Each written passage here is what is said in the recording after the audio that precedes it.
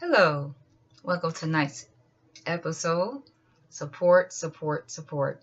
This is a big support of mine, my husband. Tonight's show is about a married couple.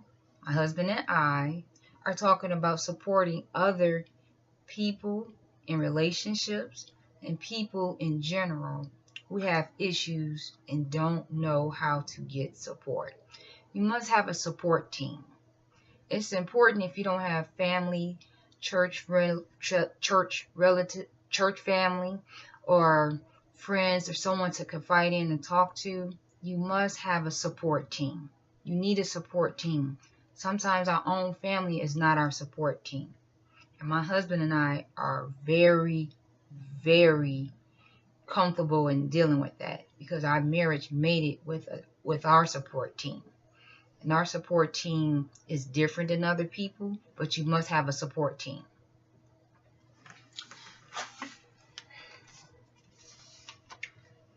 Here is something that I would like to say.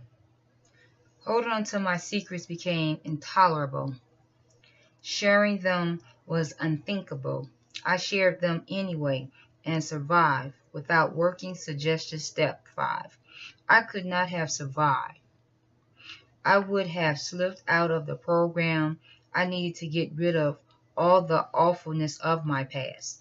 The only way to release the sordidness, the shame, the dishonesty, and the guilt was to take a complete moral inventory of myself and to honestly admit it to God, to myself, and to another human being. I learned that burying or stuffing my attributes or failing with only to do me harm. The human being I work with was a fifth step person.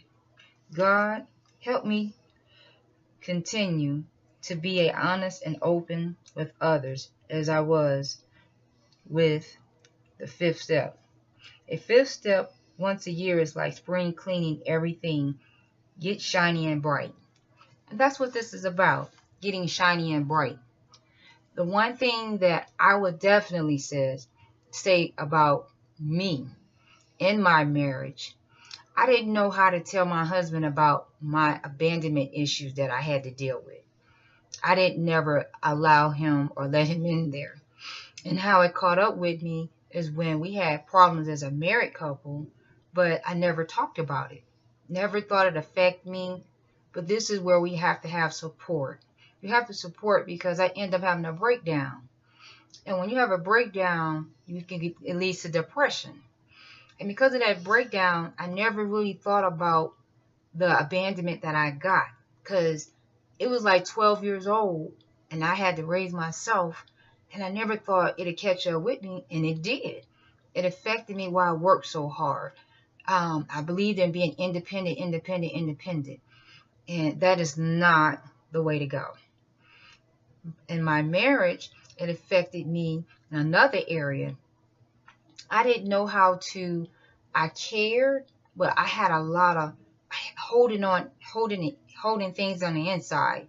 You know, I was loving and caring, but just holding a lot of pain on the inside. Even when my husband and I would have disagreements, I would not tell him. And I would not tell him because I would be shame, guilt of not having received love in the way I should have. And when you don't know how to express it properly, holding on to it makes you become a volcano. And it's not healthy. And that's what that fifth step they're talking about. You have to do spring cleaning about your feelings, about your issues, whether it's the past or the present. And it's not fair to your partner not to talk about it. Because your partner may not even have a clue about it. And you can explode through verbal. You can explode through physical. You also could explode and hurt your children. And the one thing that you have to realize, there are consequences for you not communicating your hurt. You're neglecting yourself. You're not emotionally healthy. And you also have to realize the way you are unhealthy emotionally affects the way you have relationships with other people. And the one thing that I did, I held everything inside. And I was sick on the inside. 3 months, I just didn't talk. Didn't talk. And I was literally sick. And I had to learn slowly how to talk about my pain. The pain of abandonment. The pain of having to face pressure at such a young age to take care of myself. The pressure of no dad, no mom. The pressure of having to carry the whole yard. You know, I didn't finish college like my mom wanted to. But I didn't know how to also tell my mom how I didn't have the funds. I didn't have the resources. And when I tried to apply for the resources, she just didn't want to accept it. She was hurt. And hurt people hurt people. And then you can't force yourself to be on somebody else's turf. And because of that, I didn't receive her love, because in her way, I didn't go to college and fulfill her destiny for me. So her way of, I'm not going to show you love. That was just her way of dealing with it. With me was, I just kept it on the inside, and it just wasn't healthy. And when my husband and I had problems, a lot of it was, he didn't know. He didn't know. And I didn't tell him. And that's a problem too. You have to share your hurt with the right people. You, Mr. Delgado. Hand it over to Mr. Delgado. Well, thank you, Ms. Kenyatta. Thank you for having me on your support show. And what I've learned about support in my years of life is that everybody needs support. There's people going around today that's hurt, sick, and in pain and sick inside because they have nobody to support them. So support is almost better than church, because church is church, but support is when you give someone your love and you be there for them. So that, support is a very important need in the future in the world, because there's so many people out there that's alone. So many people out there that have no one. So support is a simple thing that you could do. Just like if you just hug somebody. A lady once said to me one time that some people go all day and never get a hug. And it may seem simple, but I understood what she meant, because she probably go all day and no one hug her. Whereas if you have a lot of support around you, then you receive that support and that love and embracement for someone to just be there for you. You'll be surprised if you just told someone that I'm there for you. How you may touch them, how you may make them feel needed and wanted, to just know that someone is there in a time of need. Because some people, like I said, don't have nobody. We've been blessed to be able to be married for a long time, so we have the support of each other. Did we always have the support of each other? No, we just grew to learn how to have the support of each other. So my wife did a show about support because she realized that through the years of us being together, and that we didn't always have support, but now that we do have support, we've learned that we like to share with others out there that support is a big thing in life. So I understand the meaning of the show as far as having support, because I also understand that there's many people out there that don't have support. You have senior citizens that don't have support. You got mothers that don't have support. You got fathers that don't have support. You got kids that don't have support. It's a whole big world out there of people that don't have anybody to support them. There's some people that have people right there in their own home, but they still don't have the support. So I appreciate you bringing this topic to the head and make it be understood that, everybody is human, and everybody wouldn't mind having a little bit of love in their life. And if you can't show love, just show a little bit of support. So thank you for having me on the show where I can speak about support, Ms. Kenyatta, and back to you. Thank you, Mr. Delgado.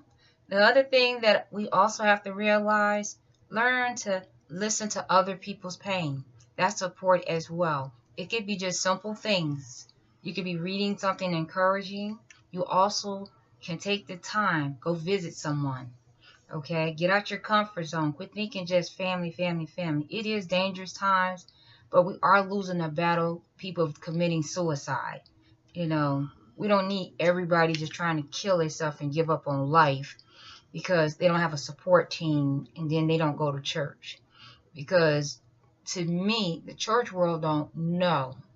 And when I mean, they just don't know. A lot of it is they're just not aware. They don't know how to approach it. They don't know how to come about it, because when you raise church, you raise in a different direction, and we live in a direction where people don't read a Bible. People don't know about faith.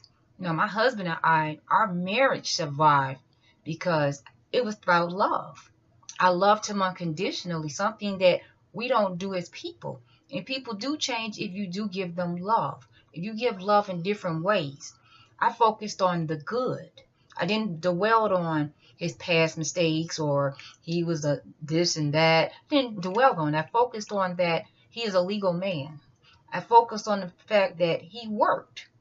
He came home. Okay? I focused on that. I focused also on the fact that he protect. You know, he's a strong protector. And those are the qualities that people tend to do. We focus so much on the negative and we don't see the good in a person. And there are plenty of hurting people who have good ways that we don't focus on. So our marriage is proof. It was about love and support and encouragement from the right people. And we had different people keeping us engaged. Thanks for letting me share. Support, support, support. Mr. Delgado and Miss Delgado. Thank you. Good night.